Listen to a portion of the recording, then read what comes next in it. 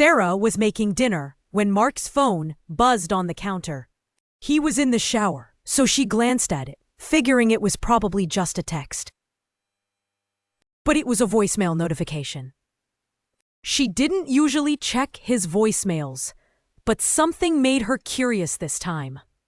Maybe it was the way he'd been acting lately, distant and preoccupied. She unlocked his phone.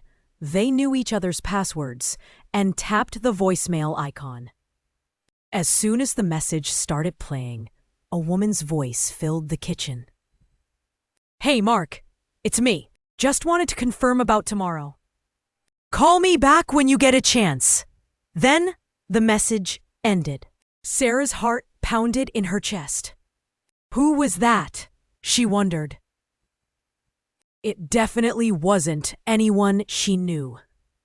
Her mind started racing, jumping to all sorts of conclusions. She knew Mark had been working late a lot recently, but had he been telling her the truth? Was he seeing someone else?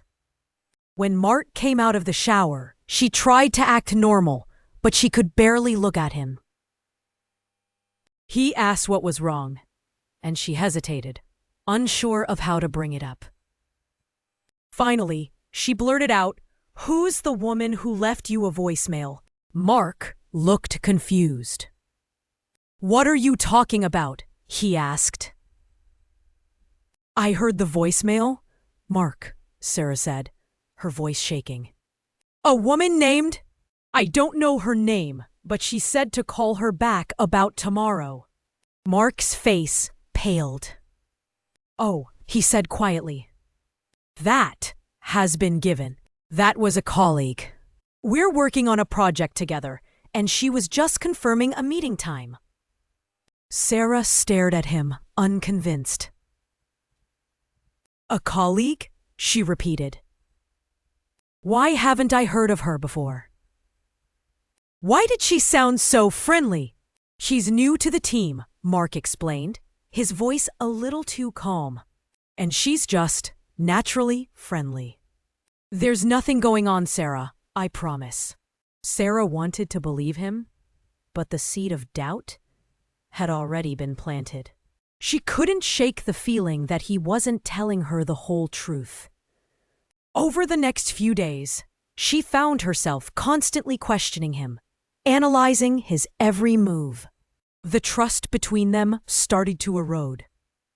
Mark grew frustrated with her constant suspicion, and they began arguing more frequently.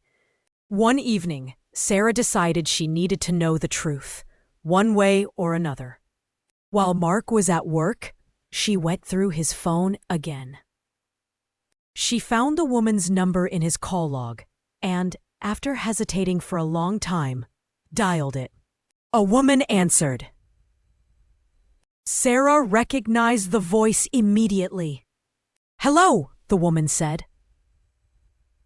Sarah took a deep breath. "Hi," she said, trying to keep her voice steady. "Is this Jessica?" "Yes, it is," the woman replied. "Who's this?" Sarah paused. I'm Mark's girlfriend," she said softly. There was a moment of silence on the other end of the line. Then Jessica spoke. "Oh," she said, her voice suddenly cold. "Well, this is awkward." "What's going on, Jessica?" Sarah demanded. "Tell me the truth." Jessica sighed. "Look," she said. "Mark and we've been spending a lot of time together at work. And things have gotten a little complicated." Sarah's world seemed to crumble around her. All her suspicions were confirmed. Mark had been lying to her. The story continues, with Sarah confronting Mark and dealing with the fallout of his betrayal. But key details about Jessica remain murky. Who is she really?